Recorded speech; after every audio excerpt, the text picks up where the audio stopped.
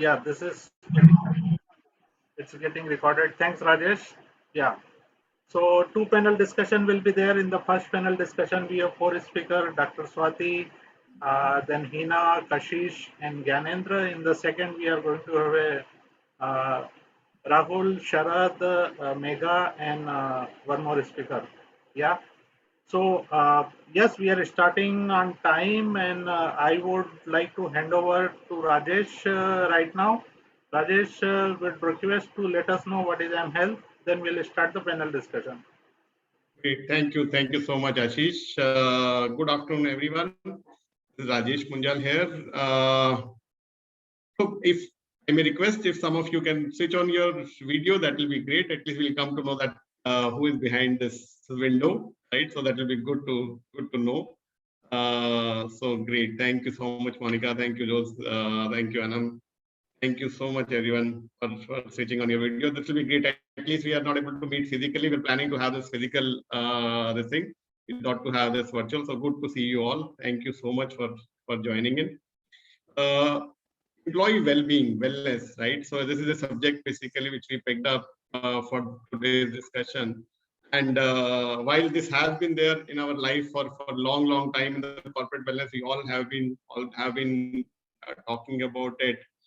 And in particularly last 2 years, we have really understood employee well-being meaning of that, right? So the biggest thing, basically, the change which we have seen, we always talked about employee benefit, right? Employee benefit is just getting health covered or insurance, got that insurance thing basically done, and that when the person is needing it, God forbid he needed, but that's the time basically when it is required to be taken care, right? So in this pandemic, I think a lot of changes, employee well-being has also come on the forefront. And that is something basically all of us, I'll not say most of us, I'll say all of us are working towards making sure that employee wellness is being taken care, right? Now, how it is being taken care, what all it has to be done, how it has to be actually monitored, right? So that's the topic which we have picked up. So metrics of employee well-being. How do we really monitor that? Whether whatever effort or whatever things we are doing it on the employee well-being, is there something basically which is really looking at, because employee, which I'll say it as a for HR, they are their customers, right? So how employees are looking at it, whether we are able to really meet their expectation, whether we are able to deliver what is expected, and what are the new innovation, new things basically which are coming in. That's something basically which we are going to learn from the panelists today. And new innovation, new things basically which has actually shaped in last 2 years, right? Employee wellness is not only a physical one. I think it is more than physical now. It is also emotional, which we call it as a mental well-being or emotional well-being. And third one is the financial well-being, right? All three are now being treated as the well-being of an employee. So that's what we are going to cover in today's discussion. So about me, having worked in a various organizations, last being the chief operating officer for the ground transportation company, and before that technology head, I started this mHealth around a year back. We currently service large corporates as well as insurance brokers. Focus is on the employee well-being. We are a platform wherein we bring, as some of you might have seen the video, we bring various components of employee well-being to a single platform, along with monitoring of that efficacy of each and every program. And also through an AI, we are able to identify that, okay, these employees are taking which steps, what are the things basically which are actually working, which are not working. Those kind of monitoring dashboards, analytics are being given so that HR leaders can effectively take the decision of, without even getting into the program, even pre-program, decision can be taken that, okay, this is something basically which will work or this is something which will not work. We have team challenges, stepathon, transformation challenges, and other activities which are for the engagement purpose. And then we have diet nutrition consultations and wellness camps and all these RT-PCR and other things basically which are there. And also the biggest thing basically which we bring on the table is about the hobby groups or a support group in the organization. That's something basically which is, we are not saying that, okay, you only have to buy certain services from that. The platform also allows you that, okay, you have your own champions in your, every organization has their own champions. Some of them have recovered from maybe diabetes, some of them recovered from PCOD, or some of them recovered from various other conditions, smoking for that matter, or some of other things basically, which you can create a focus or a support group, which can actually help the employees or the HR leaders basically to look at that, then work on to various conditions and take employee benefit out of that without even spending money. That's something, few of the things which we bring onto the table through our platform. So in this discussion, I would like to welcome everybody, especially the panelists who has also taken out time and sharing their stories and what all they have done in terms of this. And thank you, Ashish, for giving us an opportunity to partner with experts for this. Over to you, man. You are doing a great job. So please carry on with your program. Thank you so much. Yeah, thanks, Rajesh, for a wonderful introduction, and you made my job easy actually, because you touch upon so many points, and I want to also highlight, and what is the relevance, what is the importance of well-being, wellness, how suddenly this became so much of on top of corporate agenda, individual agenda as well, right? So there are three things we can talk about. One is more to do with the self. Okay, self is always on top of this, whether you talk about the COVID or no COVID. Yes. It's always there, right? And then suddenly COVID has brought us the very important point, ki, okay, boss, we also need to take care of the wellness, well-being of the entire workforce, whether junior employee, mid-level employee, senior employee. And I would go one step ahead, Rajesh and everyone, that, we also need to think about wellness and well-being of the corporate, even how the organization look like, the entire organization in terms of commercial, business, customer, client, and everything, right? Beside that, COVID has brought us very important point, which is more to do with the family. We have gone one step ahead and ensure ki, okay, guys, not only the employee, but also family is most important. How do we take care? We have seen a lot of initiative taken by the company in terms of taking care of the family member as well. Within the organization, so much is done, and I'm sure we have dynamic HR leader who will tell us, okay, what are things going on, industry practices, what they have done it, what is their experience, what they have gone through. So this is what we are going to discuss. Uh, it's no doubt very important point. It's always in top five agenda of the board meeting nowadays. Uh, we have actually understood the meaning of how are you doing. When we say, it mean to say, right? Just like in the flight, when the flight attendant says, okay, good morning, that is just formality. We all know. But in the COVID, we understood, okay, what are you doing? How are you doing? Before talking to our employee and team member any point of time, we are asking, how are you doing? Tell me. Is there any issue are you facing? This is how the conversation game actually changed. Yeah. Okay, so I would request everybody to go on mute. Okay, thanks. Uh, Anandya, okay, fine. Great. So let me tell you how the format is going to be. There are two panel discussion. In the first panel discussion, we have four speakers. And who are those? Uh, we have Kashish Kapoor. Kashish, if you are there, please just raise your hand. Kashish Kapoor is the VP HR head and from NEC Corporation. Hi. Okay, yeah, Kashish is there. Kashish, you need Hi, to. good afternoon. Thank you so Yeah, much, Ashish. Lovely being here. yeah, thank you. I'm just changing your name because it is appearing as a Ashish. Okay, I did that. Yes. Okay. Thanks, Kashish. Okay, so Kashish is all the way joining from Delhi. Obviously, we have. Okay, let me tell you, we are doing a roadshow along with mHealth. We are going to touch upon six cities: Delhi, Pune, Bangalore, Hyderabad, Chennai, and all. Sequence not decided. Rajesh will let me know which are the sequence, but we are starting with national capital, Delhi NCR. So we have a speaker all from the Delhi, and this is how the model is going to be. So Kashish joining from NEC, she is VP and HR head, very dynamic HR leader and carry a lot of experience.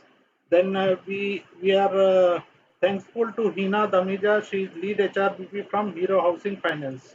Thanks Hina for joining. Yes, she is there. I can see you. And then the third speaker of the day is Gyanendra Kumar, dear friend, joining from TCS. He is HR head, CBO, sales and solution business. Thank you, Gyanendra. And then last, one of the expert in the wellness and well-being.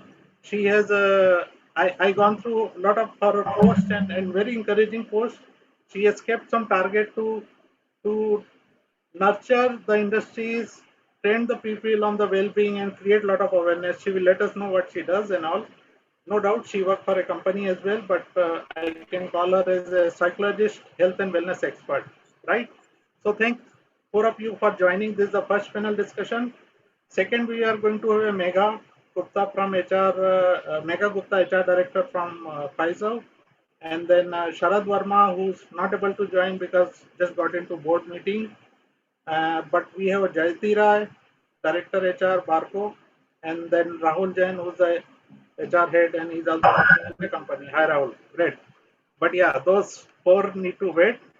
This first panel will go for 1 hour. We will end up by 4:30, and then second will start at 4:30. Great.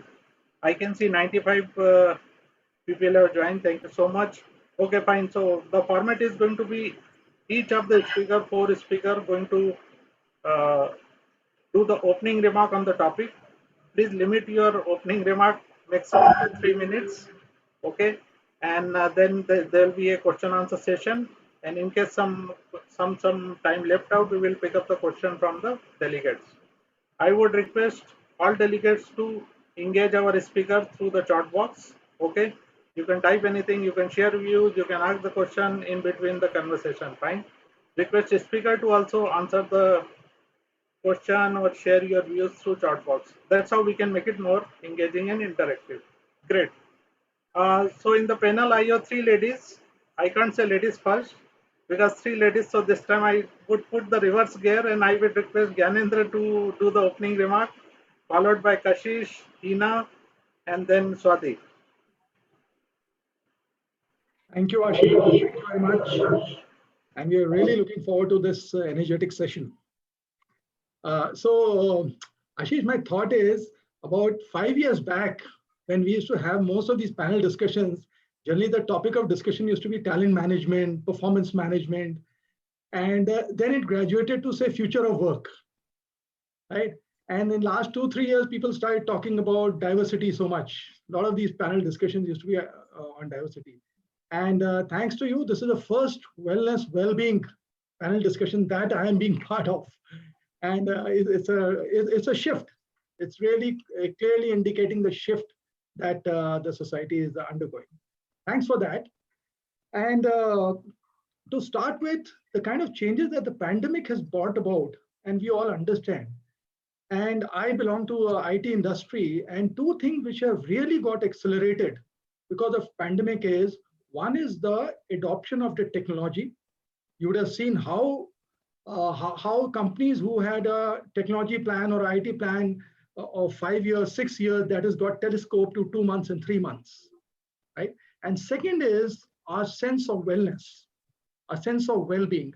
If you see the insurance industry, especially in a country like India, where the insurance penetration is only about 4%, pre-COVID, the number of people taking policies and post-COVID, there's been a shift from 30% to almost 55%.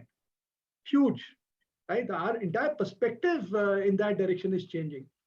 And if you just think back how and what we used to be talking about future of work, predictions of future of work, you would see our entire thought process on workspace, workforce has really turned on its head. Today, when people have started talking about coming back to office, and you do a survey, 67% of leaders, employees, managers all across feel that we should be working in a hybrid model and not a full-time model. That clearly indicates that there was some missing link earlier which this pandemic has helped to fulfill very quickly. And what have we done? When we were working from home, what happened? Actually, this 2-3 hours of work from home that we, additional time that we got at home, probably you can say hour and a half, you definitely got into, doing extended calls day in out. But also you spend considerable time in physical activities and giving time to your own self. And that is how your work-life balance improved. And now people definitely don't want, and they're not very keen to reverse this entire thing completely, to say that we are going to just switch off about the whole phenomenon. And so my thought before I leave that, Ashish, is, see, this entire mindset on wellness needs to change. And now time has come that we stop talking about productivity only as a motivator to talk about wellness. Right? I think we have to switch off from there. We have to understand that it has to be purpose driven, and it is just the right thing to do for an employee. It is just the right thing to be done for the society. And that is why it should be done, rather than quoting this number that the productivity will go up, retention will increase, your attrition will decrease. I think that is not my thought. So I come from an organization which sponsors close to about 15 international marathons across. And it is not about sponsoring. It is end-to-end doing these activities across the globe, right? From London to Boston to Brazil to Australia, whatever you can think of, including Mumbai Marathon. Right? We do an initiative, something called a Fit for Life, where we encourage people to do physical activity of any nature, and the number of miles they accumulate that get converted into dollars and we pay to the society. Right? So we started this journey. It has to evolve more. It has to be better than this. We are not at the peak, but this is going to be the trend, and we are really looking forward to very exciting. Correct. So Gyanendra, you touch upon the marathon part, and let me tell you, many of us have changed the habit of doing the exercise, gym, and all this. That's one of the biggest factor. Those who love to gym out and all. I don't know how they are doing. Some of them, they have developed the habit inside the room, right? Okay, some of them, they are still find out what do I do now. Okay, thank you so much. I hand over to Kashish for your opening remark now. 3 minutes. Thank you. Thank you, Ashish. And I think thank you so much, Gyanendra. That was, you kind of said a lot of sentiments that many of us in this panel share, and in the audience as well. So I think what has happened, and very, very important, and thankful, Ashish, to you for having actually picked up a topic of such relevance today. Because speaking as an HR person, an HR practitioner, this is going to be the theme of how we are going to be driving organizations from an employee perspective. And the last couple of months, in fact, the good part, since the glass is always half full, I will start with the good part. The pandemic has had a positive impact in some manner in terms of trying to bring health to the forefront, something which many of us would leave closer to discuss or focus upon closer to our retirement or our old, or when we are growing old. Today it has made it more focal and more front facing for all employees, all professionals, all families, every person in the society. Second, going deeper into the subject, mental health and wellness, or mental well-being and the resilience was a taboo topic, was something which was not talked about ever in the past. Only in the last couple of years we've started skirting around this topic. But with COVID coming in, that has again taken a forefront in the whole buffet of health awareness and health focus that we work on, in our spaces as individuals as well as an organization. So I think this is going to be highly critical. It's nice to see the newer generation focusing on some of these things, talking about some of these things, building in health as an integral part of their lives. We've always been aspirational in the past of a work from home, flexible working model, all of us having experienced that in the last 18-20 months. I think the whole take on flexibility and working from home has had a very close linkage to well-being in different shapes and form. It could be with me struggling to work out my work-life balance, trying to ensure that I can build, with the commute time saved, how can that be used positively? And I know of many people in my organization, NEC India, who have actually picked up cycling, running, exercising at home, with more availability of online virtual health fitness environments being accessible to everyone. So this has been the good part to it. Now, where are we as where are we to meet this upcoming requirement is where I think I would like to navigate this discussion. We've I think most of us would have by now gotten counselors on board and doctors on call, at least that first engagement and the first leg of introductory conversation with health and wellness has started. This is going to be very critical to how we are going to retain employees or hire employees in the past, in the future, sorry. And that is the preparedness that we as a fraternity need to focus upon. What is it that we can build into our employee value propositions, into our offerings and benefits to employees? Because this is not something which is now limited to a certain level and up in the organization. Today, it's very nice to have a very young graduate engineer join us and be very interested in knowing, how can I keep my mom more motivated? She's, very tired, doing more housework than she ever did. So it's very interesting to see that shift. I don't think, that is, I have never witnessed that level of anxiety around something as important, which we never thought was so important. So I think looking forward to a lot of ideas from people over here, but that's where I think my mood point rests today, Ashish. Thank you so much. Thank you, Kashish. Picking up a couple of points, the family become most important. Okay, not only for self, but for organization as well. That's one of the things. I never imagined that the business of the virtual doctor will be picked up like anything. Doctor on call and so many applications being introduced. We are just logging in. So you are in any place. Still, so much of the problem can be sorted out through the virtual meeting of the health expert, doctor, and all. I have seen this business is really picking up very well as well, and it is matured. It's nothing like people doing some wrong thing. Yeah, thanks, Kashish. Okay, I hand over to young dynamic HR leader Hina. Over to you. Thanks, Ashish and Rajesh ji for giving this platform. As rightly, said by Ashish, Gyanendra ji about the wellness program. Trust me, yes, this shift, we are so happy to see that wellness program, a webinar and a panel are happening. Till now, it's been more on the learning and development, various aspects, be it talent management, organization development. So by the mere presence of this seminar and a webinar, I would say we see the importance of wellness and well-being, which is urged into each one of us. Including individuals, employees, organizations, that how important the well-being is. And, the kind of shift, what I can see from past 1.5 years, which pandemic has brought to all of us is a shift on taking the self-discipline.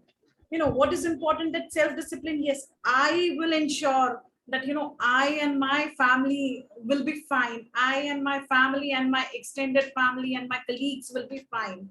So it has all started with that self-pledge that each one of us has taken, and so far we have reached here, and plus the sense of well-being has strived or reached to a next level.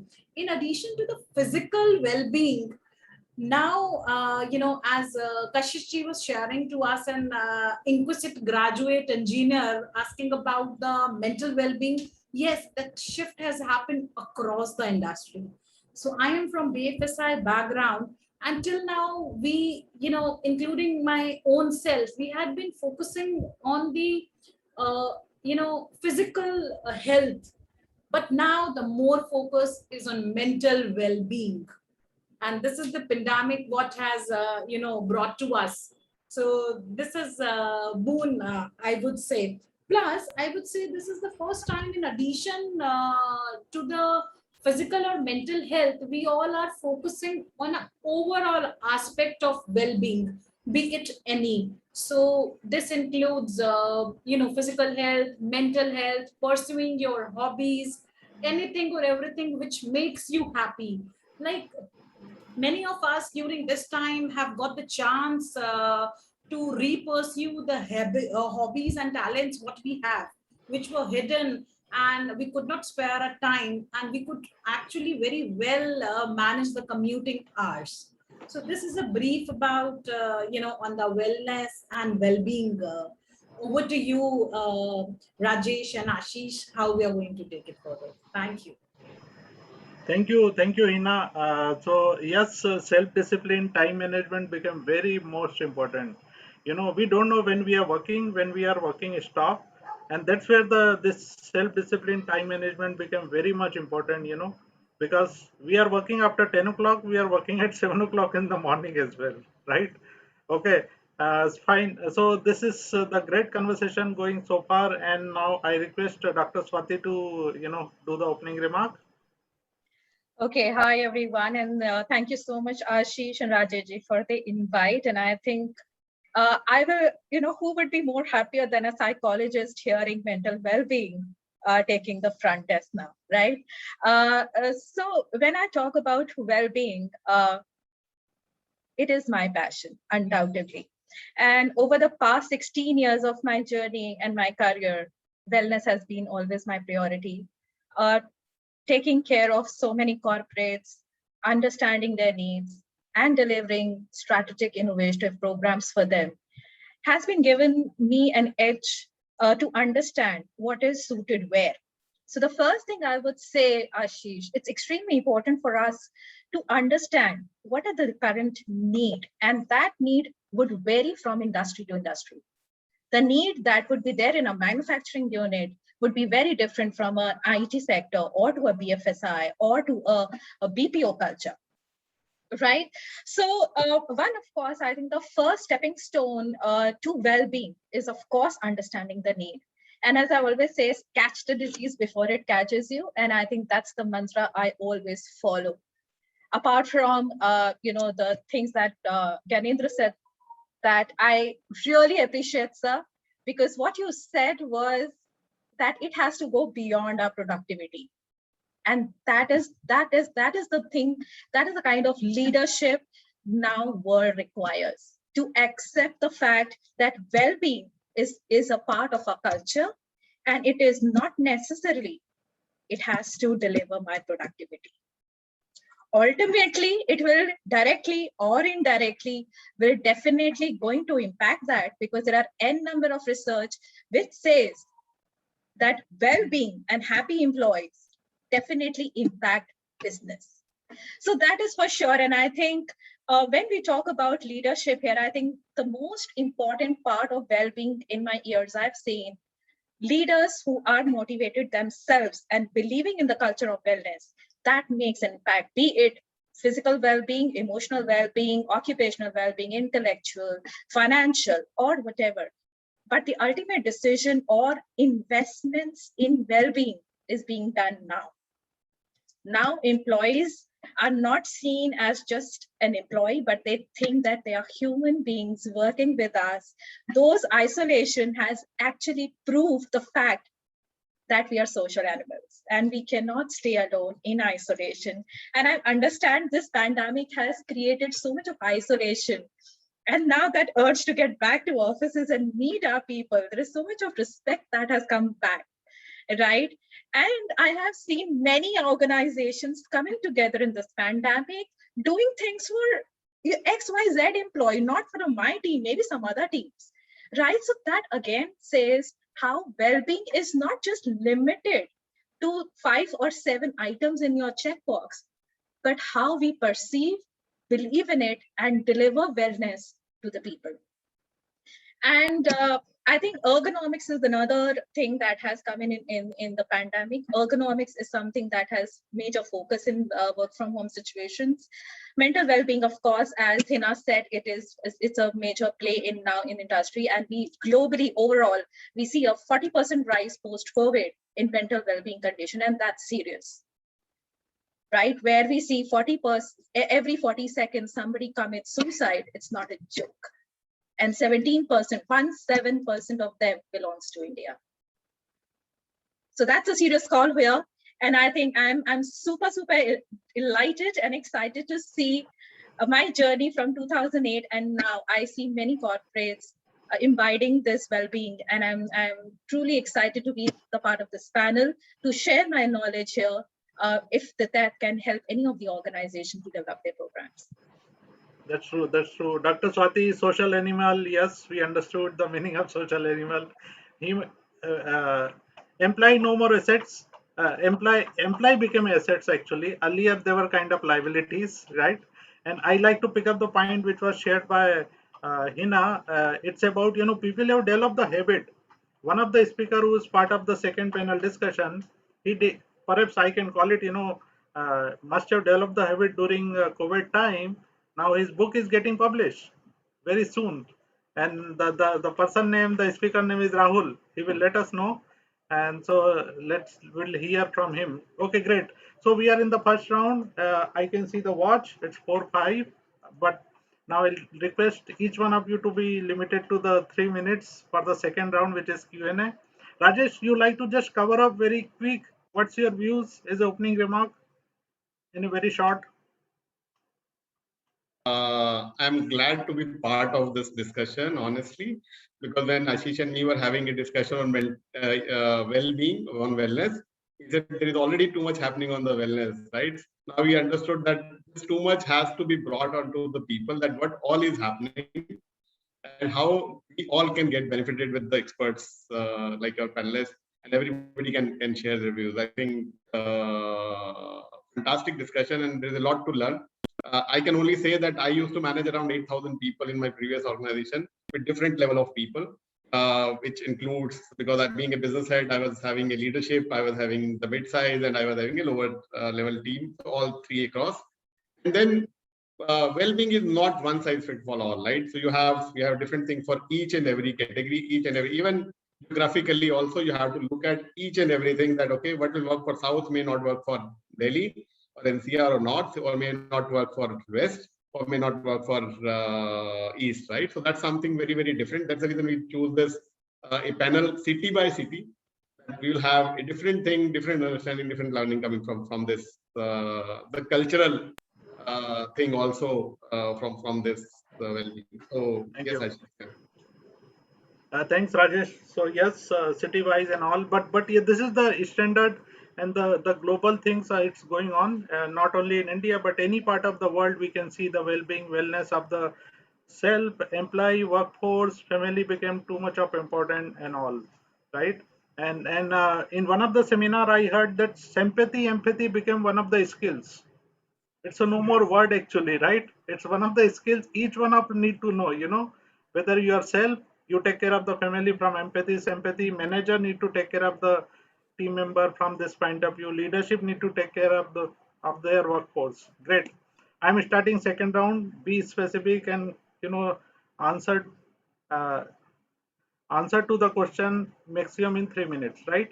Okay, so I like to ask this question to Kashish and Gyanendra, that why well-being of workforce so much became important. We have been talking, obviously, speaker given the input and all, but why suddenly it became so much of important? I mean, this some of the pandemic and crisis also used to happen earlier, but during this time, this became so much of important. What is the reason? Kashish and Gyanendra? Ashish, you want to go first? Yeah, you can. Kashish is there, but yeah, you can start. Yeah. Sorry, Ashish, your voice was breaking. I couldn't hear you. So yes, but go on, Gyanendra. I'll comment post. Okay. So Ashish, for obvious reasons, because there's so many people, and you should stick to some things which everybody expects to hear. Definitely, well-being is important for organizations. It increases 38% of your engagement. It pushes people to do 18% of more work. Your retention improves by 59%. And maybe what? If you are part of Sensex 500 companies, and if your wellness index is high, you will definitely be in top 10 as per the matrix score. However, let me take you back from all these figures to a little bit of historical account. If you see the industrial revolution about 200 years back, what happened was the machines really excited us as a humankind. And we got into this drive of productivity. And there was a mad rush across the globe to use these machines, which we had seen for the first time. And we did everything possible to become productive. New models, new managements, new machines, new technology, everything to increase productivity, and hoping that this productivity will eventually lead to prosperity. Right? And this drive for all these years has gone. And over 200 years, we have evolved. As we have become affluent, two things have categorically changed. One is what has happened is over the years, we have started talking about, or we have evolved to start talking about things like labor law. We started talking about maternity leave. We started talking about diversity. And now we are talking about well-being. That is the one kind of shift which is gradually happening. And it had to happen. And this is not the end. We will graduate from here furthermore. Second thing, what has happened is there's a realization that this mad rush to productivity and prosperity is actually not the path to well-being and happiness. This is a realization. This decoupling of organization GDP growth with happiness has happened across. Now, if you look at countries like, say, US, US had a golden period in second half of 20th century, say 1950 to 2000, when their GDP, grew from 2 trillion to 12 trillion. The families became affluent. They had everything possible. Electronics was like commodity. Everybody could afford every comfort of life that was there. However, if you see the well-being index in 1950 of US and same in 2000, you'll find there is no difference. Similarly, if you look at society figures of some of the countries like, say, South Korea. South Korea was a poor state, a poor nation before 85, right? And they used to have about 5 suicide cases per lakh of their population. And in next 15, 20 years, when they grew and made huge development, in 2000, everything else happened, barring the suicide rate going up from 5 to 36 per lakh. Clearly indicating that GDP and prosperity are actually not guaranteed to give you well-being, wellness, and happiness. That realization is there, and hence, and obviously the Maslow's law is very clear. As the affluence, improves, as the physiological needs of people gets addressed, you obviously start climbing the ladder up and up, and that is where we are gradually going to. Obviously, technology, internet has really helped us. Now we, being part of a developing nation, can see how developed nations live, how people spend their life. What does a 3-day week or 4 days week in a work week mean? And why should we not be there?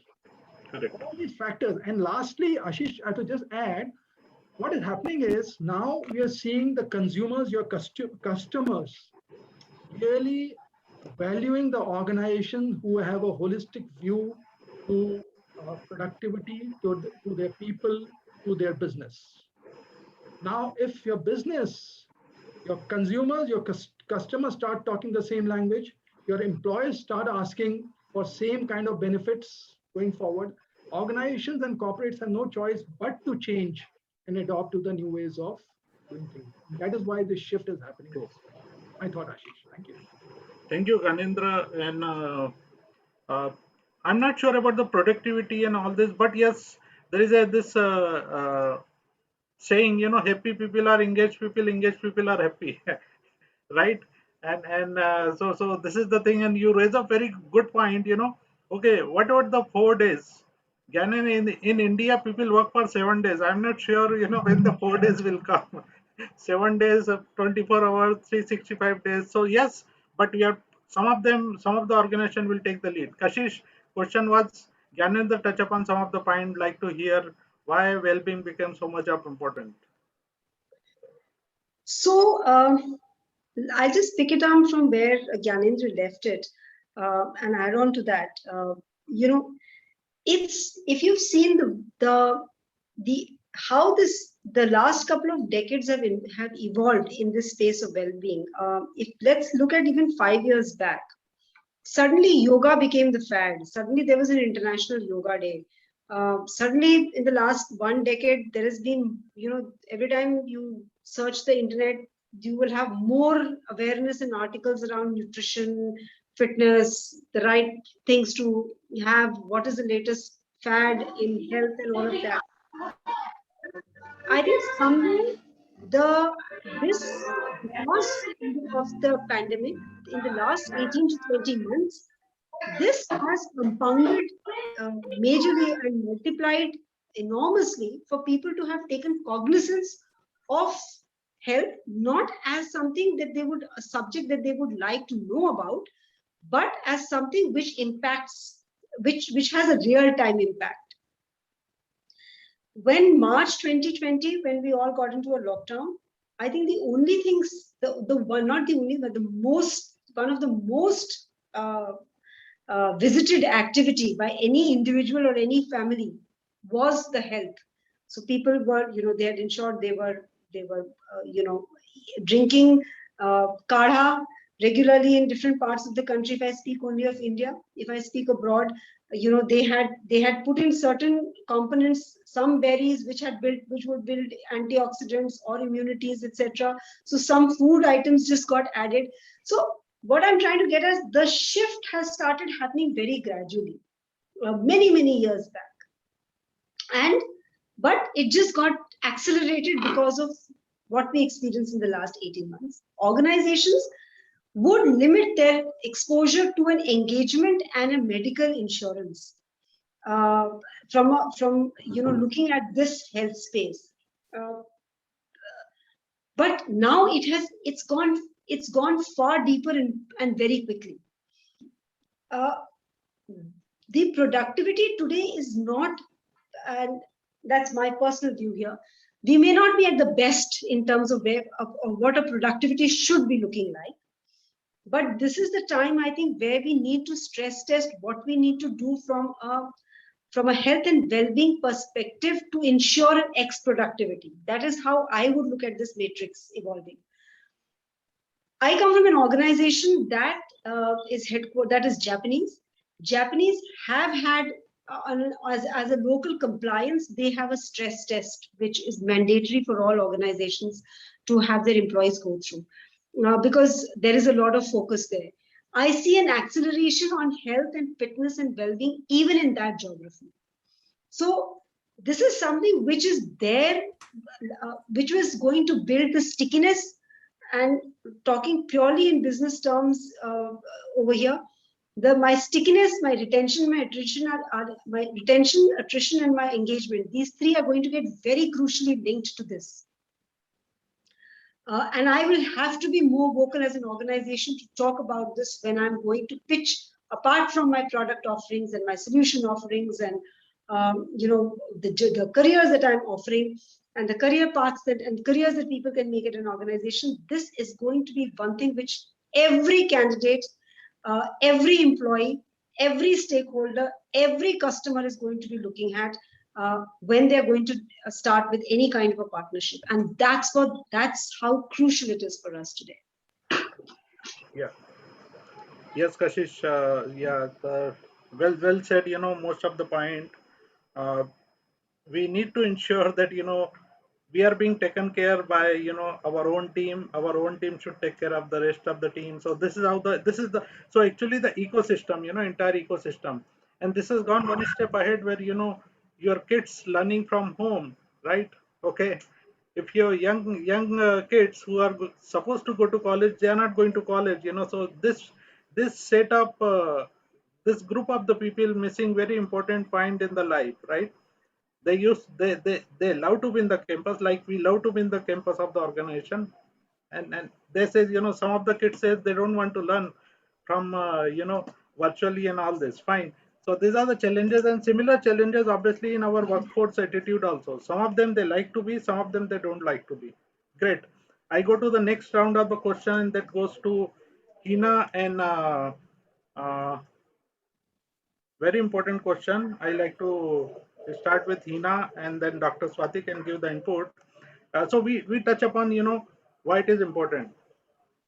How do we ensure that, this importance is being gone to the next level? What are the activity we should do it so that, it is being taken care, employee become part of it, workforce and the leadership is also saying, yes, we need to take care of this. And these are the 1, 2, 3, 4, 5, 6 point.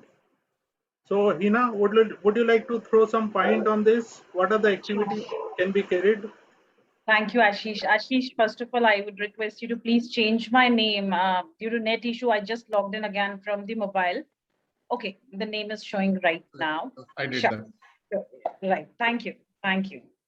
So, a bang on question upon, what are the important well-being programs and the aspect what we need to cover for employees and how we have carried it. Here, I would like to emphasize back, starting from the first point on identifying the need and kind of wellness required into, first of all, your organization and domain, then what is required in particular region, then the next level is to a particular job family, because the wellness program and a derivation may vary and differ from each region, location, and even within the organization and region to a job family also. So, that is like kind of need assessment. So till now, the organizations have not spent this time in terms of, having this extensive well-being programs. So I'm sure, COVID has taught each one of us that how we should derive and what we should derive in. The certain key important points, what from our group and aspect, I have learned and we have implemented, I would like to share that. So starting from, the well-being surveys. When we say well-being survey, it is important to have a well-being survey, first of all, for your own employees, that whether they are feeling fine or not. That, we have done it with the regular connects. Whether the second question comes to the employees are feeling isolated or not, because all of a sudden we being social animals, used to connect and spend most of our non-sleeping hours in the office and with our colleagues who become our second home. And, all of a sudden this pandemic has brought and clutched into the home. So that has led to the isolation, especially for the people who are away from their families. So in well-being survey, how they are doing, are they feeling well or not well? Are they feeling isolated or not isolated? Because the program would vary for the person who is feeling isolation, or a connect would be different. At the third level, it is also important for well-being to well-being survey to connect with the external partners who the team has connected in past 15 days, when all of a sudden in March 2020, 1.5 years back, we have the government have announced lockdown. So even the connect with those external partners, be it our audit partners, storage partners for the file, and any meetings which has externally happened. So, these were few wellness surveys what we have done. In addition to the wellness survey, it's important to have that support throughout. So employees who were not feeling well, to have a regular connect for them directly and to their families also, providing the support in terms of, many of us have done the same things, doctor on panel, COVID task force. Then, few of the organization have taken a call to have free consultation, subsidized rates on the pathology, and the list goes on. And while the time came to reopen the office, so we were very particular before starting of the office, having a handbook for back to work, communication via posters, the communication to the administrative team, that how we are going to show the self discipline in the office while in the premises, by starting with the self pledge that we all need to cooperate with the administration or the entry of the office, and while behaving, how we are commuting to the office. So there are certain small things what being worked upon. In terms of the support, again, I would like to add, other than doctor well-being, and the list goes on, the COVID task force, starting from providing the support to the hospital availability, to the ambulance, to the isolation wards, providing the home care also. So we did taken the support and the initiative from our insurance partner for providing a home care also for COVID, because that was the difficult time wherein the hospitals were not available. So these, were the list which goes on, and there is no end, which, we all had seen. And with all this, trust me, there was a different level of connect and a trust which we have gained from employee during these difficult times. The trust and the support for the employees and their families.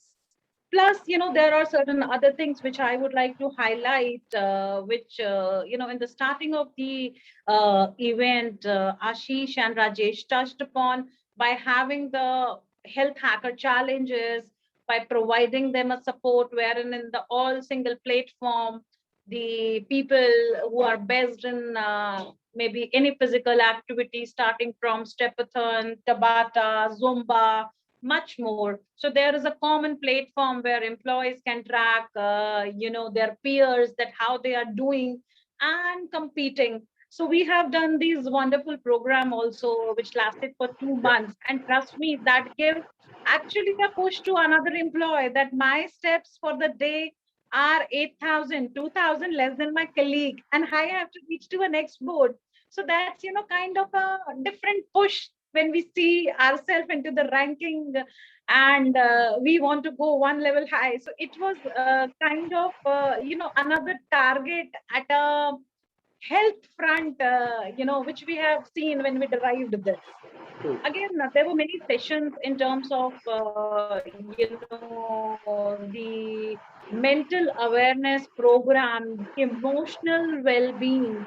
So these were also taken care, based on the feedback from the employee, what they would like to feel and touch upon how they are feeling this time.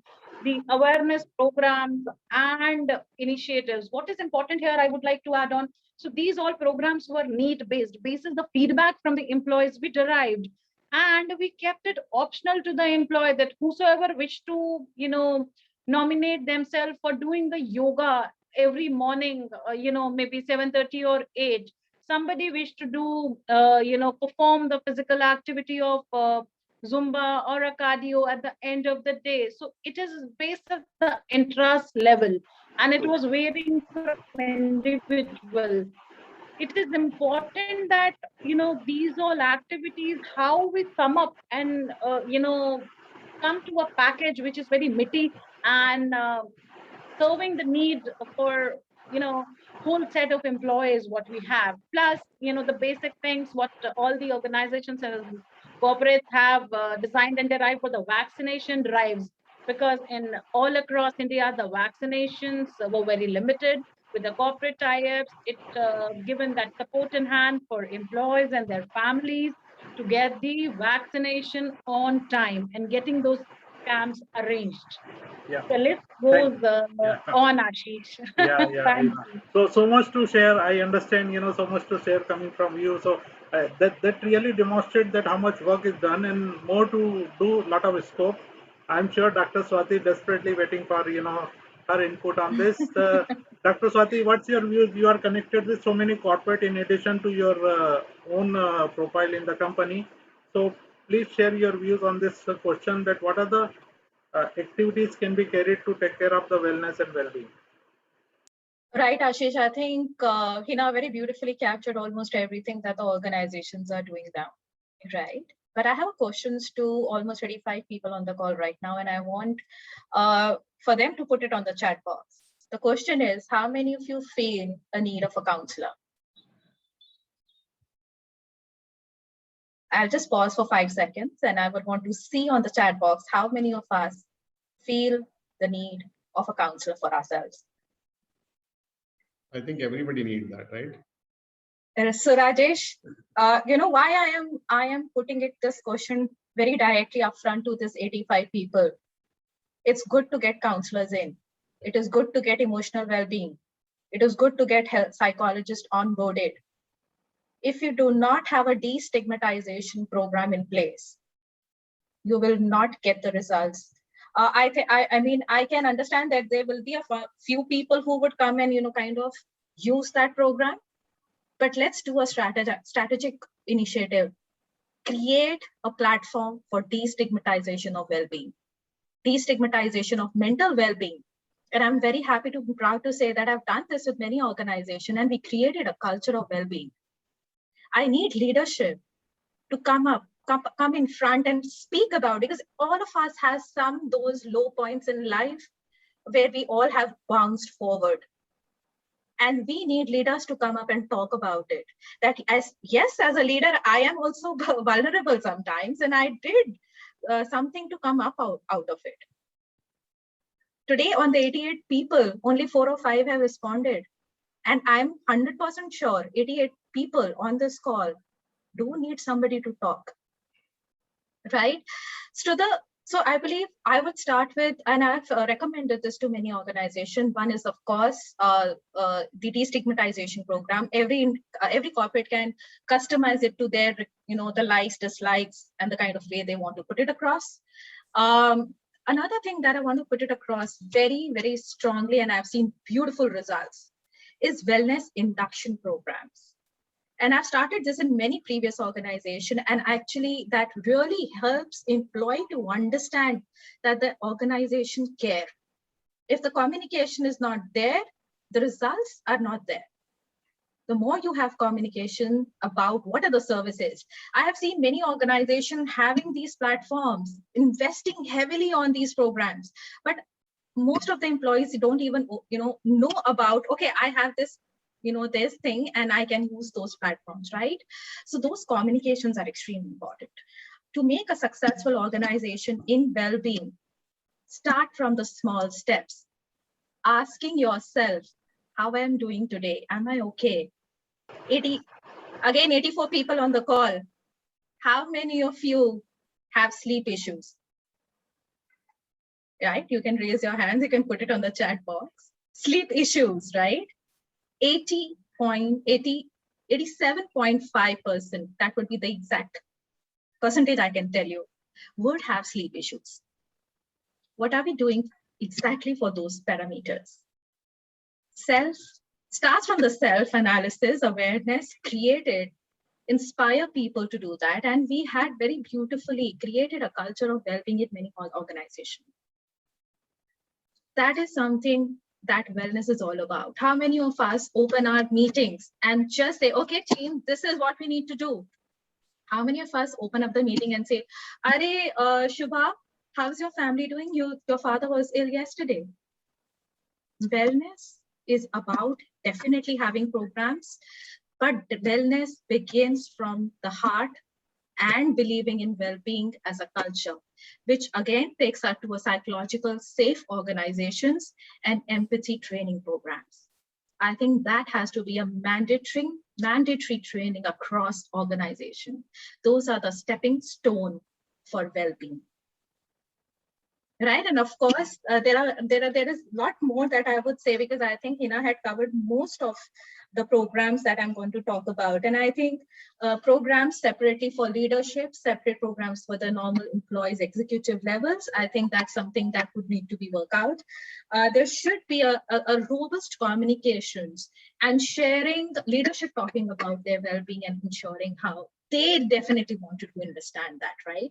And of course, at the end, just summarizing my points, creating a culture of wellness. And I think that is something that we all should start doing, about the programs. So we have programs.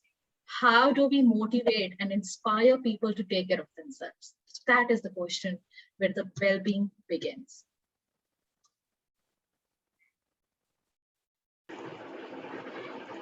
Thank you, Doctor. Yes, this wellness induction I really liked. We need to prepare the agenda for that. But there is no agenda.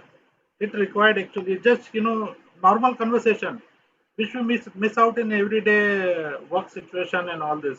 You raised the beautiful point about the family, how family member is doing. Today, I think Dr. Swati, more than 60% organization HR knows employee family member by name actually, which was missing before COVID. You know, I have seen engagement is gone up to the family engagement. Okay, guys, it's not employee engagement, it has to be family engagement if you are doing virtually, right? Okay, so thanks for all your input. One of the point is, the modometer I can recall, you can immediately check the health of, the mood of the employee. The wellness officer I have seen in most of the company within the HR, they have set up. Okay, you just take care of the wellness and well-being of the workforce and my team, right? Home care is another part. Even we have seen that most of the organization they have dedicated ambulance to pick up the employee in case you've gone through some issues, because during the COVID there was a lot of issues. Okay, ambulance not available. So amazing point coming across. Rajesh, quickly, before I just wanted to have a closing remark from the speaker, I wanted to ask Rajesh how the mHealth, especially your product or similar to your product, can really help the corporate to achieve the objective in terms of importance. What are the activity can be carried? Okay, thank you so much. So I think there is a lot being talked about well-being, right? I'll not touch upon those areas because that's an expertise from Dr. Swati, as he said, Ms. Hina said about all these things. And I think the most important part is that whatever activities are being done, how do you measure that, right? Most important is that measuring that activity, and we heard about the productivity at the end of it, right? Because wellness is a culture. Wellness is not something basically a transactional thing. Okay, you do one thing, I had clicked take care, okay, I did two activity this. With that two activity, how many people got engaged? How many people actually have got benefited out of this? Is there any improvement in the productivity? Is there improvement in this behavior? Those all things are important because we are spending huge amount of money, effort, energy, and everything. All organizations are paying on to this, right? mHealth brings this as a platform, wherein that before even doing that activity, you will be able to analyze that this is something basically which whether this program is required or not. That is one, right? We are talking about survey here. So second, if you have organized a program, how many people have actually subscribed to? So in one of with the insurance broker, we are working on one program wherein that we are doing 9 different activities just to know that which activity people would like to go for, right? And while people subscribe to those activity, and I'm sure this will touch a lot of people, while people subscribe to it, but actually when it is coming to joining, you find that, okay, only 20-30% people are only joining those things. Then we start missing that what was the missing link. So all these things, we bring that onto the mHealth platform, that we bring a program, a platform wherein that we help you to curate the program as per your organization, right? And then finally utilization of those programs, and then engagement from that program, and finally the productivity or efficacy of that program. Whether you have spent 100 rupees onto that program, actually out of that 100 rupees, how many people have subscribed to that? How many people have actually joined to that program? And then finally productivity, or something has actually clicked on that employee or not. This is something basically which we bring. True. Yeah, thanks, Rajesh. Yes, so obviously, you know, when you deal with the workforce, you need to have some kind of measurement. Then something can be really, you know, understood that it was working well. Great. I like to, have a last round. Start with Dr. Swati. Just as a closing remark, what the message you want to give it to the audience who have joined this session? So Ashish, the first message that comes into my mind that I think everybody should, start taking care of yourselves first. Because if you are not first taking care of yourselves, you cannot take care of your employees. And I believe most of them are HRs here, right? So I think the first and foremost comment is, of course, taking care of yourself. Secondly, invest wisely. I understand that giving a plethora of things to your employees and they're not using, as very correctly said by Rajesh, if there is a program that they are creating and if they are not getting an ROI, then actually it really doesn't make an impact, or it is not useful. It is just spending money, but it is not going anywhere, right? Thirdly, get a matrix to kind of measure every month, every quarter as to how your progress is going.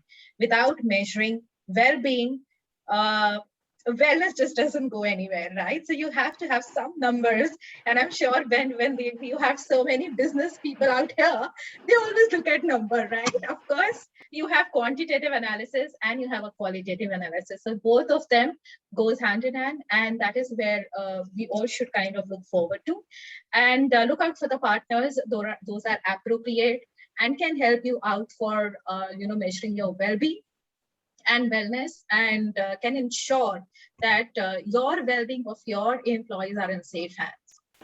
True. Thank you, Dr. Swati. Tina, over to you. What message you want to give it to our audience?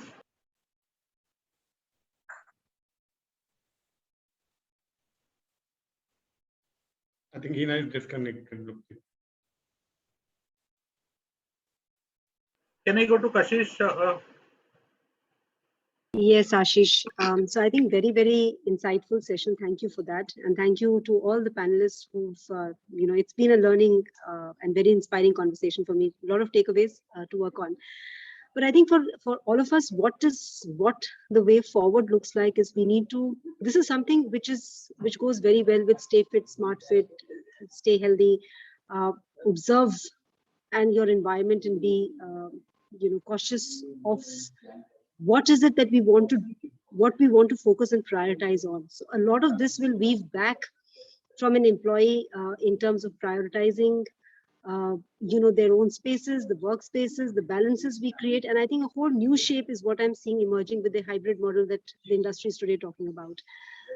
But we'll be keenly looking out for more learnings and inputs, especially from the audience and the participants of this session. So thank you so much for a lovely session, Ashish, once again. Thank you, Kashish. Hina, can you hear me? If yes, we just need final views from you. Okay. Great. Yes, So yes, Hina, Rajesh. yeah. Thank you. So, well covered in the point, Rajesh, from your side, which you guys have, taken up, that, yes, we need to ensure that, the people participation. So that's a very, valid point, I would say, which you have covered. So that is what we need to focus, even after identifying that, what we are looking at for our employees with the extensive schedule. Unless the participation happens, it is of no use. So really, good to know a platform wherein we can identify that whether it is worth doing that program or not, that how much people will be participating. I wish we could connect before we have that extensive program, but definitely look forward to, panel with mHealth for the future programs. Oh, thank you so much. Great. Thank you, Hina. Thank you, Dr. Swati, Kashish. Gyanendra logged out due to some urgent meeting. Thanks. So thanks for first panel discussion, amazing views. I like to start the second panel with Rahul, Megha, and Jayati. All of them have joined. Sharad couldn't join because of the official meeting. Suddenly it came up because it's happening during working hours. So I understand the urgency. Great. Okay, so here is we Rajesh have and taken. Ashish, I would request to take a leave, would proceed. It was really nice with all the participants, and it would have not been possible without, Rajesh and you. Thanks very much. Thank you, Ina. Thank you for joining. Thank you so much. Thank you so much. Okay, great. Okay, so we are starting second panel. Let me introduce the panelist, Megha Gupta, HR Director, Pfizer. Then we have Rahul Jain, HR Head, Dynamic HR Leader, and I was talking about him. Rahul, you need to disclose whether during the COVID you developed the habit to write the book. Please let us know when you do the opening remark. And then Jayati Rao is joining from Barco. She is the Director HR. Format remain the same, everyone. They will take three minutes for opening remark. Then we'll have one round of question answer. We want to wind up by 5:30 for sure. Okay, so let me start with ladies first right now. Megha, over to you. Sure. Thank you so much for this opportunity. Actually, sorry, I missed your first question, what you were saying because of the network glitch.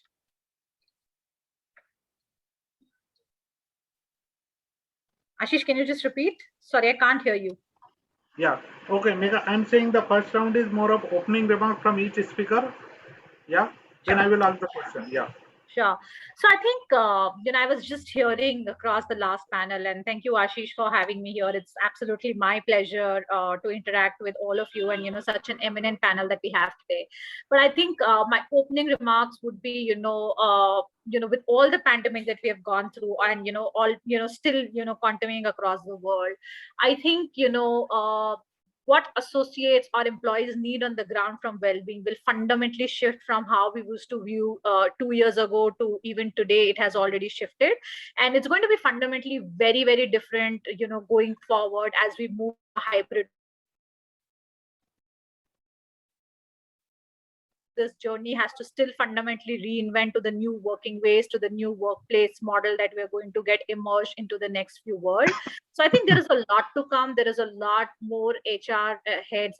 All of us needs to be more aware around, what do associate need on the ground, and how do we keep shifting ourselves every year when it comes to the well-being standpoint, and make it happen on the ground. So I think it's going to be a lot more different from coming year standpoint, but I think it's a great to be together on platforms like this, share those knowledge, share, how we are doing things differently, so that we all can learn as a community, because I feel, it's going to be still getting reinvented from, every years that come across. Thanks, Megha. Thanks for opening remark. Can I go to Jayati here for an opening remark on the topic? Sure. So thanks for the opportunity, Ashish, to get to at least interact and listen to so many diverse views on this topic. Firstly, it's really amazing that, earlier HR folks used to talk about wellness, and we would keep getting pushed by a lot of business stakeholders because it was not the most burning issue. And of late, it has become the most important topic. So it's really great that we are focusing a lot on wellness. And essentially, when I talk about wellness or think about wellness, I look at it in an overall perspective, not just the whole aspect of physical or mental wellness, but the perspectives around the financial wellness and the social wellness, which are also aspects that either we were focusing or we are going to increasingly focus on. So I think it's a holistic compass, of which, of course, the whole aspect of mental and physical wellness have become very important given the COVID times. So, guess we can speak more about these in the session. Thanks, Jayati. This financial wellness, here is the point, which is, I mean, it's a evergreen financial wellness, but we don't know how to do it. Huh? That's another point. Okay, Rahul, over to you.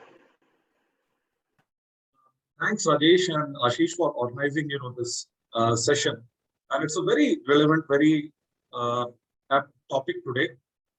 And employee well-being, become a very important factor in business matrices as well, like profitability, productivity, or employee engagement. So this is the talk of the town. And let me tell you, like in last 1.5 years, organizations have already adjusted their wellness programs. So organizations which were running, programs like, for example, reducing smoking habits or, reducing alcohol or drug abuses or something, the focus got changed. And there was lots of employee assistance program which organizations adapted during this COVID time. And I am part of a company which comes under essential services. So we were working throughout from the office. We were running the factories, so we were never working from home. There was no hybrid arrangement which was there, or there was no work from home. So in such a scenario, taking care of employee well-being, and there is lots of fear in employees to come and attend office. So there were real issues on the ground which we were dealing with. And then there were needs at the family level with the employees which we were taking care of. So basic things like even the getting the COVID tested done, helping hospitalization, helping with even the say medicine or an oxygen cylinder at odd hours, if they require any kind of a support or some kind of injections are required. So we were extending all possible support to employees, because there were three things which were very important during this time. One is, of course, the emotional well-being of the people. We were all venturing into unknown when this COVID situation started, lockdown started. We were not knowing like what is going to happen, and everything was new for all of us. Then, of course, the physical, well-being which is there. Next is the financial, well-being. A job security was much more, required. I can also say that psychological safety at workplace was also needed during this time. So that was the need of the hour with which I experienced last 1.5 years, and we can talk more about it as we go ahead in this session. What do you? Thank you, Rahul. So emotional well-being is most important. The how do you take care of the health? I have seen people have developed the habit of having a more food, right? Okay, and not on the time. Okay, and a different kind of variety. That's what I have come across. Maybe they started making a food also. Some of them became a good chef. That's what I can hear also, and I know. Okay, so thanks for first round. I go to the next round, which is Q&A. So this question goes to Megha. Megha and Rajesh. Since Sharad is not there, I can take the liberty to, club Rajesh with Megha. So question to both of you. Megha, can start with that? What are the various important challenges? In the first round, we talk about the activities, importance. Here, we'd like to know what are the challenges actually faced by the corporate companies, individual, HR team, while implementation of the wellness and well-being programs. Thank you, Ashish, for that.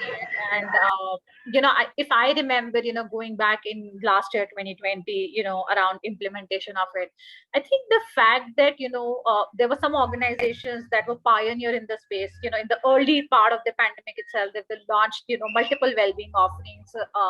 There were organizations who obviously lagged behind and then really thought about, oh my God, there is already so much in the market and in the media and the social media place. There is a set of associate who are expecting, oh my God, when is our organization going to do? And I think the biggest challenges was around, one is the study on what the other organizations is doing. Second is the expectation of associate, and how do you bridge that gap as an organization to know what should you do as an organization, right? So I think that's the first challenge, to know what's the right thing for your set of organization, because you don't want to just replicate what the market is doing, but knowing what your associate wants, going to them, asking them, okay, these are the bouquet of offerings that can be done or not can be done. What is something is your expectation, and crowdsourcing some of those ideas to make it happen on the ground. So I think that's the first and the largest challenge, to say what suits your need from an organization standpoint, and what do you want to implement from all holistic purposes that meets the needs of an associate, to the cost that you want to spend around that, and obviously the outcome that you want to see. So that's the first piece that I do want to call out. The second piece, if I have to say, today, I think would be just the entire end-to-end execution plus, making, the nominations or people leveraging some of those. See, and I'm sure, if I reach out to each one of you, you will say we have multiple things, right? From some of the apps, mobile apps, to, something on the intranet, to multiple webinars that you guys are hosting even till today. It's about what's the adoption rate, right? So how do you make that adoption happen on the ground in spite of the fact organization doing multiple things today? I think adoption, even till today, I feel is the biggest challenge that organizations are facing when it comes to implementing any kind of wellness initiatives. So I think those would be the two big ones, Ashish, that I do want to call out.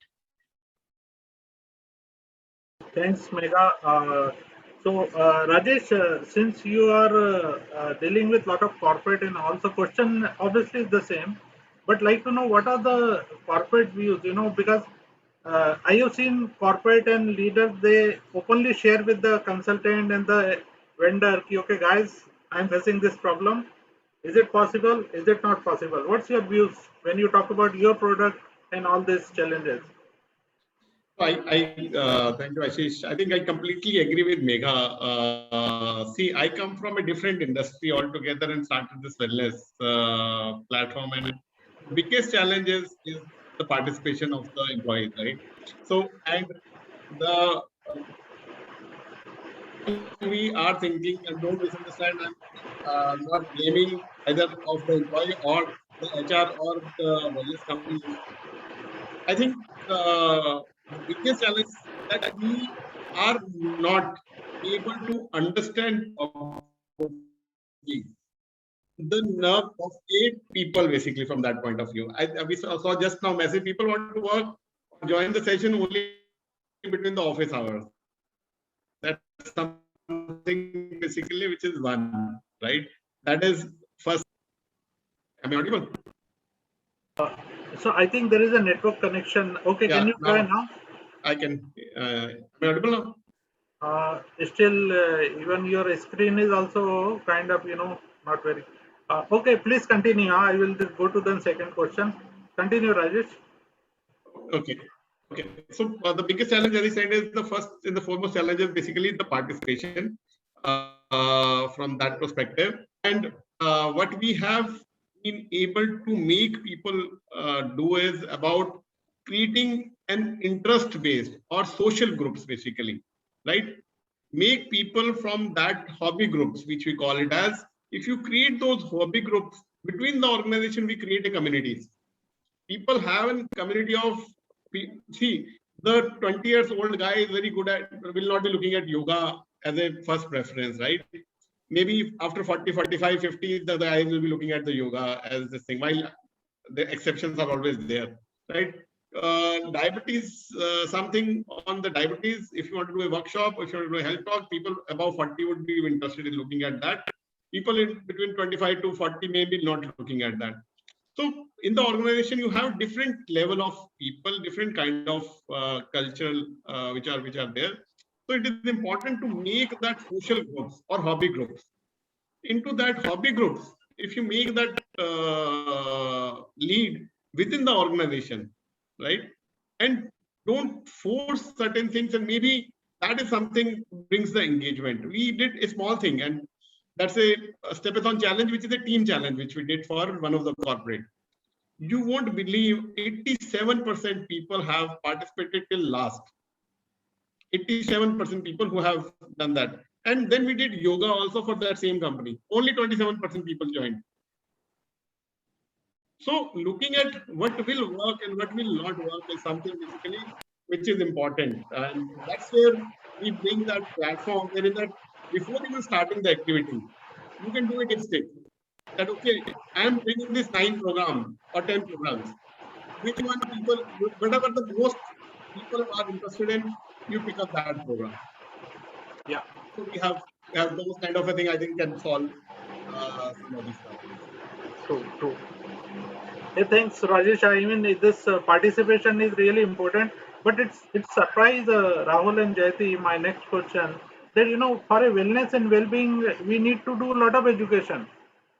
I don't know, because it's related. See, it's related with your body. It's related with your mindset. Why it is important that still need to do a lot of, we need to create a lot of awareness. Next question is same, that how do we create the adoption? How do we increase the adoption rate? This is the question to Rahul and Jaydeep. Which kind of method tools like Rajesh is sharing? Would like to share based on your experience. How do we increase adoption rate? So Rahul, if you are okay, can I go ahead first? Yes, please. Sure.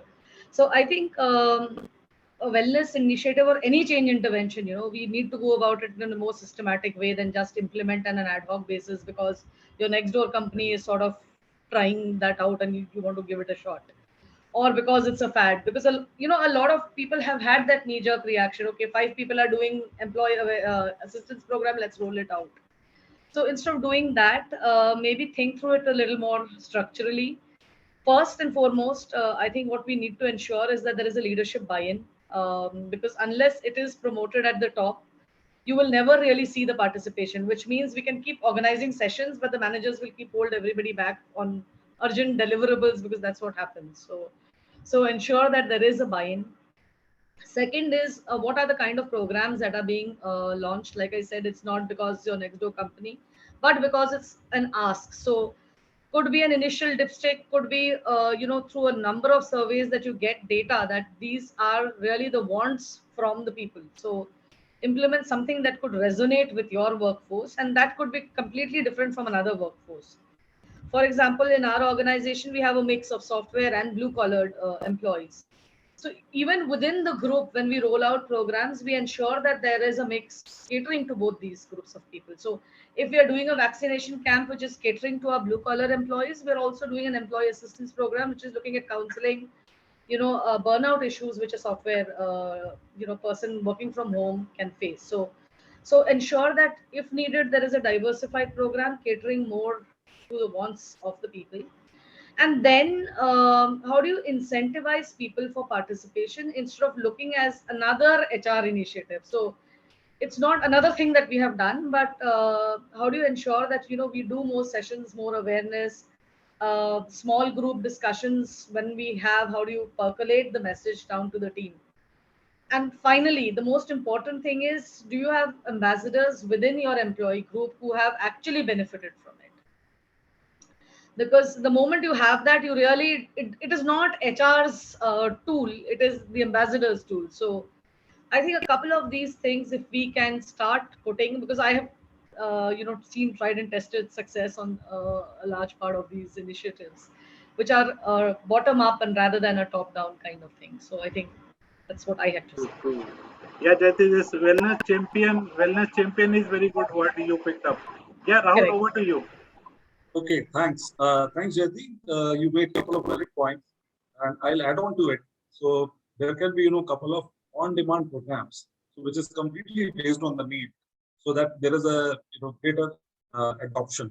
For example, like on-demand, your uh, medication, meditation is there. The social community programs are there, where you have some common interest. There can be life coaches, mentors, fitness and spiritual gurus, or there can be like online yoga sessions. So there are various interests people have, as Rajesh was also mentioning, uh, based on the age and organization can look at the need and then introduce such programs.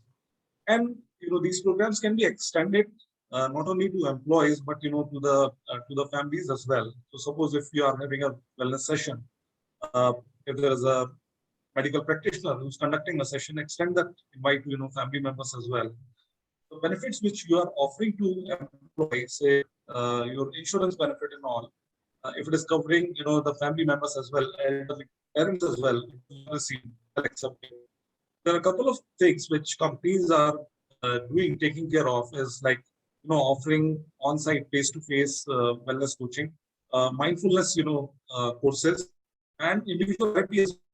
So more it is customized to the individual need, more it will be adapted. So that's how I sum it up.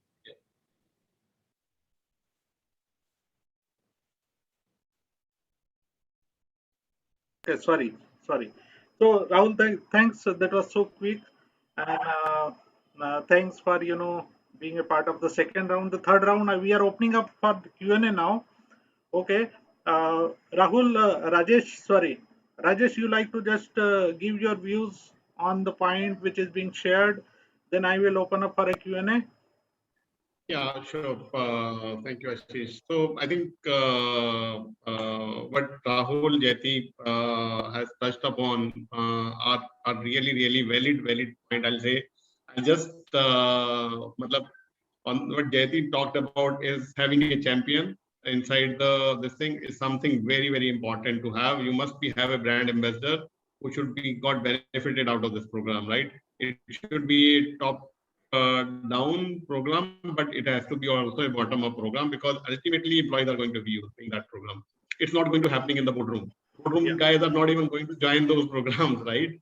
So while they may decide that, okay, because I used to hate technology at one point of time, and we used to be called as that yes man, right? So you have to go and say, okay, this is something basically which is required. Okay, sir, ho jayega, right? So that's with the employee, this thing, it can't be like that, because in tech still you can have that, okay, you need to fix some machine, some coding has to be done, something has to be done. But in this employee, this thing is something which is very particular, and I think I completely agree with the points shared by the panelists, that it has to be bottom up. You must make sure that the program actually have champions, and you have to make an internal brand ambassador to make the program succeed. And if you have certain tools and technique, and it has to be strategically. It should not be that, okay, there's an event going on, and so somebody did that, okay, wellness camp today, let me also do it tomorrow. If somebody has done this walkathon yesterday, let me also do it. So it can't work in that way. So you have to actually build a strategy around it and make sure that it is a 365 days program rather than a one-day program. And one more thing, last thing I would like to touch upon. Most of us look at insurance broker as our one-stop shop for the programs, right? He also tries and figure out that what is the best available, which he can do it. And that you will find that always coming up that, okay, wellness camp is one, health talk is another one, maybe you can have an RT-PCR test done or sort of those things. I think if you put a strategy into it, then you can actually demand those things. You know that, okay, I did this thing, and I need to have a structured program for a year. Not that, okay, this month is something, basically I should do this, or next month he comes up with the idea, chalo is money ye kar lete hain, ya us bari wo kar lete hain. So it should not be in that way. If you put a structure, then the employee will also start respecting that, and they will also start joining those. Yes, Rajesh. Yes, Rajesh. Thank you so much. Yeah, insurance and all this. The funny thing which is happening, company not getting a response from the insurance agent actually. Because of the situation. I mean, that is a fact, right? This is the ground level reality. They don't want to renew. That is a fact, right? Okay, great. Nishit has raised the hand. Nishit, you like to unmute and ask the question? And if it is question to any specific panelist, please take the name. To the all the members who are actually participating, I would just like to know what is the average participation you guys observe during the conducting of the programs, anything related to wellness and in any specific area. My current engagement level is falling at 45%, 50%. But I was just exploring something which can enhance, or what is the normal thing which you guys are facing in terms of percentage of people participating compared to overall strength. Okay, any one of Rahul, Megha, Jayati? So I have experienced a participation level of up to say 70%. And if we pick up a very relevant topic, I have seen that the participation was and keeping it at a time when most of the people are available, that also helps actually. Okay, got that. So the acceptable limits, like anyone else like facing or just would like to share the numbers. What would be the good level of participation? Because we try to customize, we ask and take the surveys and conduct during the working hours only. But I just wanted to explore. Yeah, Nishit and Ashish, if you allow me, I'll just pitch in here. Right. So, see, Nishchit, what happens is that before, if you look at pandemic and you look at office location participation, that was a different. When it went to virtual mode, the participation, in fact, increased because virtually people used to become more comfortable in attending session, even if they are, doing their work on the side and side by side, there is some session going on. They do like a sound healing session, and they probably just want to, listen to that, right? So virtually it increased. But I still say that when you talk about participation, also look after the quality and the impact that the sessions are making. The shorter and the smarter the group is, and the trainer is well trained to make an impact, that is something that your sure matrix should include. I understand participation does matter, but that will only increase. What if we just put 15 minutes of well-being in a month, or 30 minutes of well-being for everyone from their work schedules?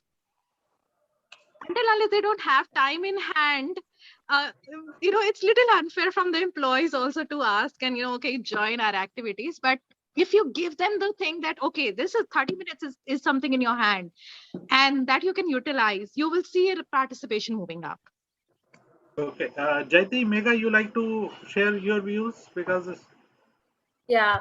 See, I would say, anything between 50 to 70%, is a good practice. And I think, 45, you should be fine, right? Because, you also have to think that, it's not a one-time thing that we're doing now, right? It's more a recurring basis that we're doing. The second thing that, I've seen success is sometimes, one is obviously the well-being champion thing works great. Second is, showing that stats, not just at an org level, but also showing stats in your respective BU. And I'm saying BU/manager wise, how is that team doing? And, some sort of healthy competition also helps, right? To saying, hey, this is how you are doing when it comes to your entire well-being charter. And what I mean by a well-being charter is not just the well-being activities that you're doing, but also around how people are faring up on their leaves, right? I am sure that 50% of your organization would have not taken most part of their leaves for this year, right? So showing that how are you flaring up for the leaves, and link that to the fact that it's related to your well-being. How many of you really take care of anything else that you do for a well-being, whether it's a mobile application that you're using or any other application that you're using? What's the percentage of people really leveraging that, and link that to the entire piece to say, hey, one is at an org level, this is how we're doing, this is at a business wise level, and this is at a team level that we're doing. And sometimes that reflection, when you start to give to the teams and saying, hey, we are doing so much as an organization, how are you leveraging some of those, is one of the good question that you want to do, and have those healthy competition going on among the team, but sometimes showing that data at a team level always helps. Cool. Jaiti, Jaiti, like to share something? Yeah, no, I think I was aligned with what Megha was saying. Also, when we look at percentages, I think we should look a little deeper into the number.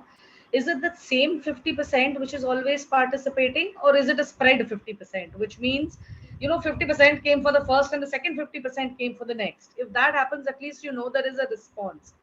But if sort of 50% of your organization is completely absent and the other 50% is always coming up, then there is a cause of concern. So just don't look at the number from the top level, but a little deeper, and that will show up. Are there other challenges which probably need addressing, and not just initiative after initiative?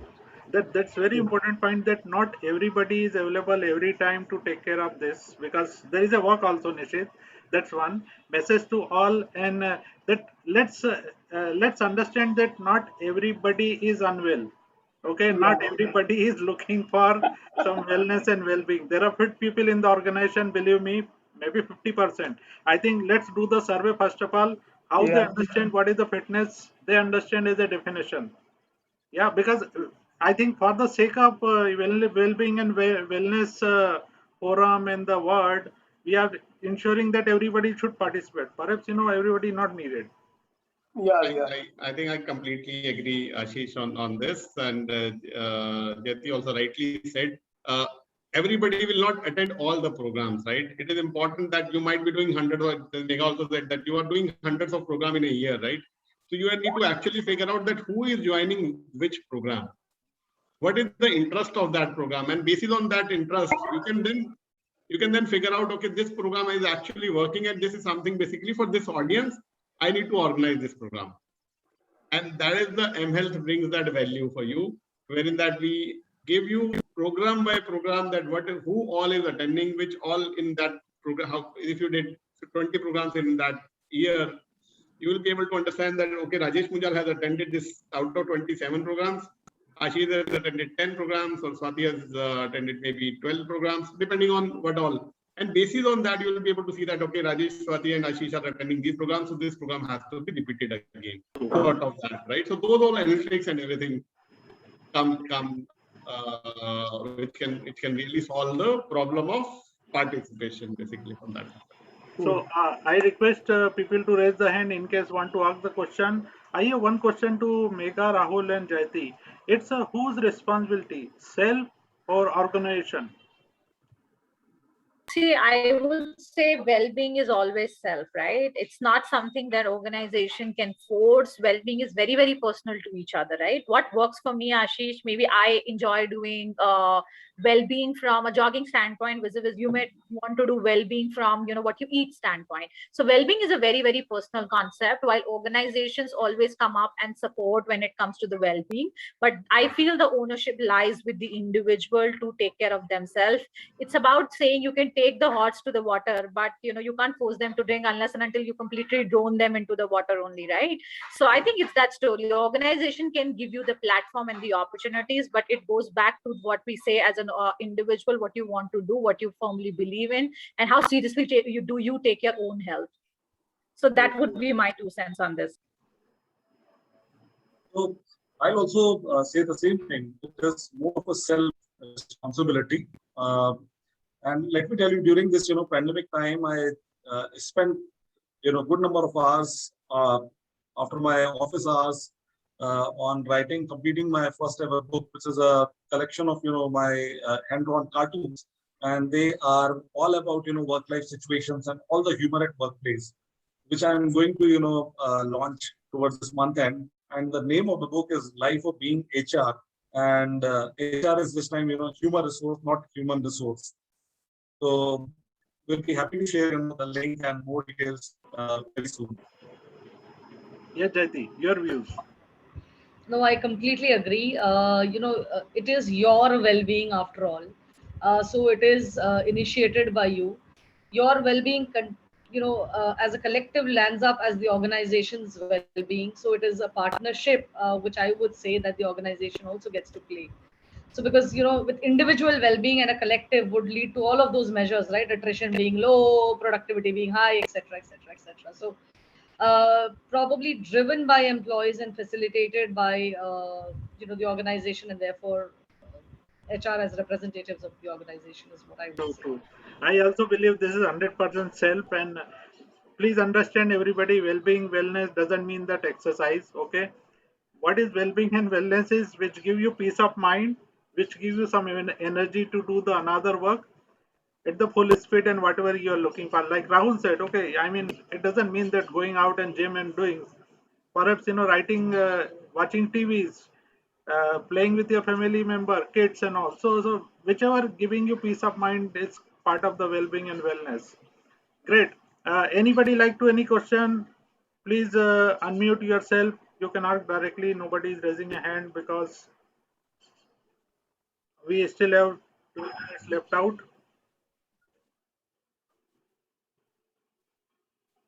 Okay, so our audience very disciplined. Shibu sir, you like to ask? Yeah, Ashish, just I would like to, as I mentioned in the chat box also, I believe in practical approach. What I could suggest, again, I'll suggest that if the companies through its HR heads can start an initiative of conducting a health checkup at their office premises. What happens? Well-beings, and people being busy in their day-to-day life and things, perhaps they may not, really understand. So straight away, if we can organize a kind of health checkup camps, by inviting any lab team or any hospital tie-up. It gives straight away an opportunity to the employees and their families to really, do a complete health checkup. And by that, as per the report, he or she comes to know as to whether what is his physical condition. His kidneys are okay, what is the sugar level, what is the, liver's position and things. So this way, perhaps it will be a little bit straight and direct, but what I feel this will really help in an immense way to its employees. That a little bit suggestion I thought that. Yes, Thanks. that's very important point. I think you are breaking up well-being, wellness into category wise. First is okay, financial well-being. I can also say mental well-being, health well-being, then physical well-being, social well-being. So these are the point. One is to break up because most of the point we think well-being, wellness is just getting out and do something, right? That's not the important for some people, right? It may be important for some other people. That's true. Thank you for your views. Anybody like to ask any question?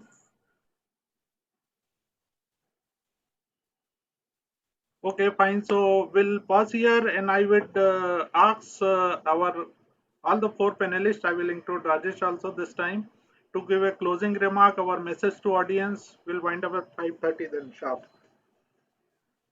Sure. So let me just say, my message to everyone is, while we are already hit at, almost Q4 of 2021, ensure that, you are presenting the data facts to your associate, because as I said, well-being is a personal choice. You can only take horse to the water, but can't drown it.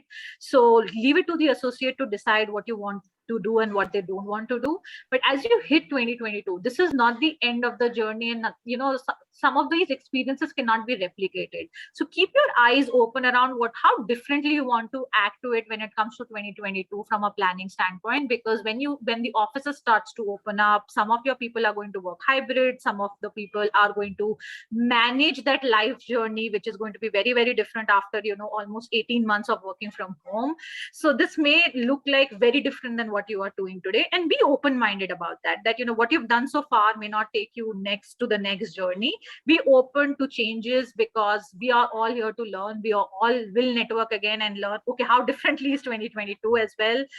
Network enough to know what other organizations are doing, but at the same time, the most important thing is hear what your associate want. Do not just copy paste because market is doing that, but rather hear what does your associate want, what is that core thing that they are looking for when it comes to their well-being, and what are their priorities. And maybe that's all. Don't think about, oh my god, only 30% people turn in or 40% people turn in. Maybe then it's the choice to say, what does those other 50 people want? Are they like so much burned out into work that they're not even taking care of the well-being? Because it's not about people not wanting to do it. It's about what's the culture and the environment that we build around it to ensure that people feel more open, people feel and want to spend that time on their well-being. So I think that would be my closing remarks. Thank you, Mega. Identification and mapping. Mapping is most important. Let me go to Jayati. I think Megha has beautifully summarized the whole thing, but just to reiterate, get the programs right, get your target audience right. If needed, trash some things that you have tried and has not succeeded. There is nothing wrong to go back and say, well, we tried, it didn't work. Uh, and then, try something new to ensure that there is success. So let's not make it compulsory, but let's make it more motivational for increased participation. That's what I would want to say.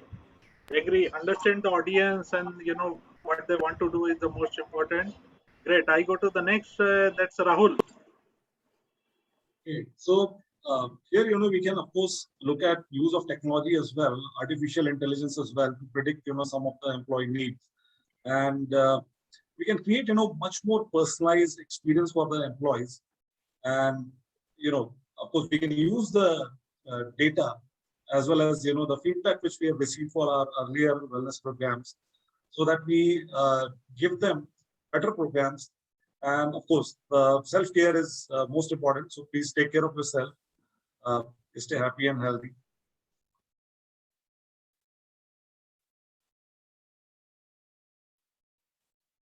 Yes, Rajesh. Yeah, thank you, Ashish. I think beautifully summed up with by Megha, Jyoti, and Rahul. What Megha rightly said, employee well-being is the personal responsibility of a employee. But I think another thing which probably can be added also is that if we can personalize it according to the requirement of an individual, that can be a super hit, as Rahul said. Because at the end of the day, I may not be interested in what others are doing, but I may be interested in solving my problem with this. And that's where I think if we are able to do that, wherein that if you solve my problem, if I'm suffering from diabetes, if you solve my problem, I'll be more than interested, whether it's a working hour or non-working hour, I'll be interested in solving that problem of mine, right? But if you're asking me, okay, for fitness class, I had to lose weight because I have to lose weight, so I will be interested in doing that activity. Sort of, if we can personalize it and make sure that this is something basically which can really help the employee, then automatically they will look at the next program because that is coming to them as their own program, not as a forced program. And on the last statement, I would only like to say that at mHealth, we help corporates, we help corporates in personalizing their wellness program according to their requirement, along with the utilization, along with the personalization. This platform actually, of my all these 22 years of experience into various industries, various looking at the people, we built that looking at that how this can really solve this problem. So I'll be happy to. In case of any query or anything, you can reach out on my email ID. I'll just be dropping it here. And then I'll be happy to work with you in case you need any help, any support. We'll be happy to work and make employee well-being as a most preferred program in any organization. True. That's something basically which I would like to share here. Thank you. And yes, I like to say once again, this is in association with mHealth. We are doing a roadshow in the 6 cities, more cities to come. Before I wind up, I like to invite 2 people if they are hearing me. One is Kishore, is from Pune. Kishore, can you hear me? And yes, Ashish. Yes, for sure, I can hear you. yes, and Akhilen, who's a dear friend, he's very active in HR Shaper. He was in different countries. I don't know where is he right now, but I think he's in India. He was in Bahrain, then went to some other countries. Bahrain HR Shaper, very old HR Shaper. I want to invite these 2 people to say something about the topic or anything like to share with our HR community. Then we'll wind up. Kishore, introduce yourself.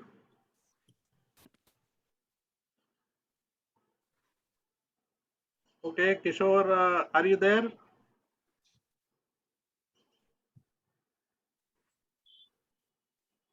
Okay, I think he's not able to unmute. Akhilen, can you hear me?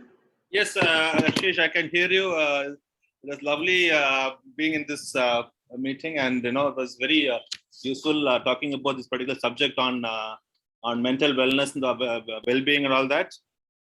Having worked with companies like Marriott International, which has been taking care of employee well-being right from I think 2012 onwards. We were much into well-being and all that.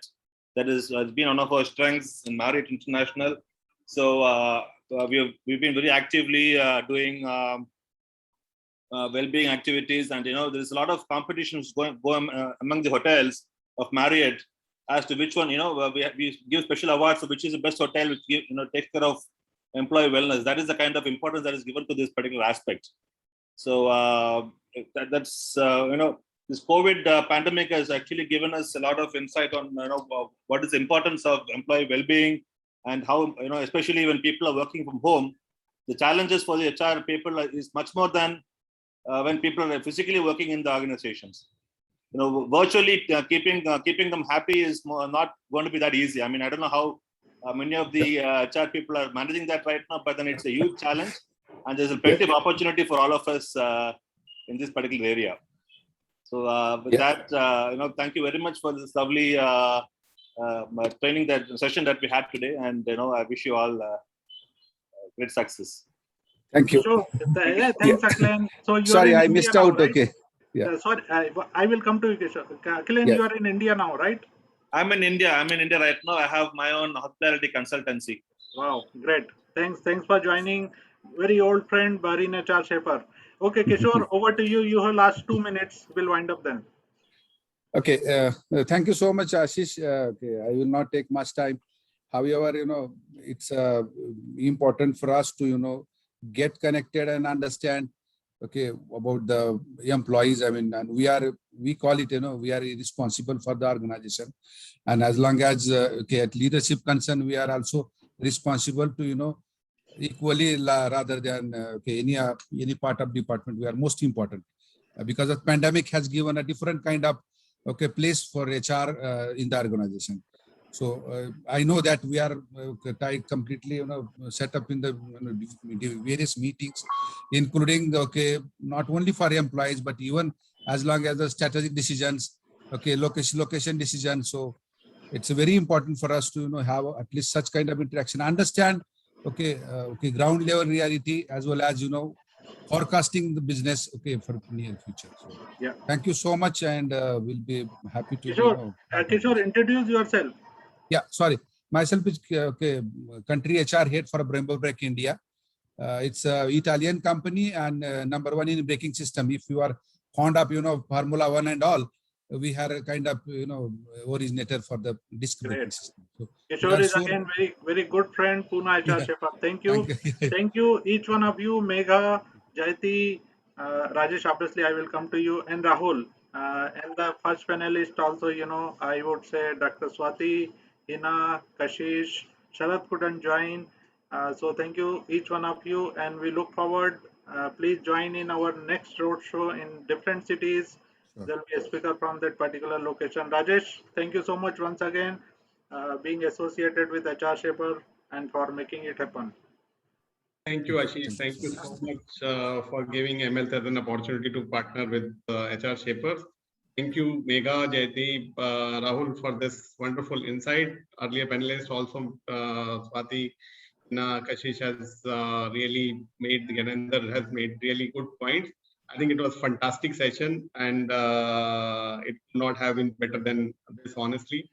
And I'm sure there is a learning, and as Rahul, as Ashish said, that we are going to have this in 6 cities. This was first a, I'll say, trailer, right? So there's a lot which is coming in the next sessions. So please do join the next sessions. Thank you so much, Ashish, once again. And thank you everyone for joining this session. Sure. Thank you everyone. Take care. Bye bye. Thank you so much. Thank you. Bye bye. Thanks, Ashish. Bye bye. Kishore. Thank you. Thank you, Ashish. Yeah. I did share the link of upcoming session. So those who want to join, share in their network, please do that. Session is happening on 23rd September.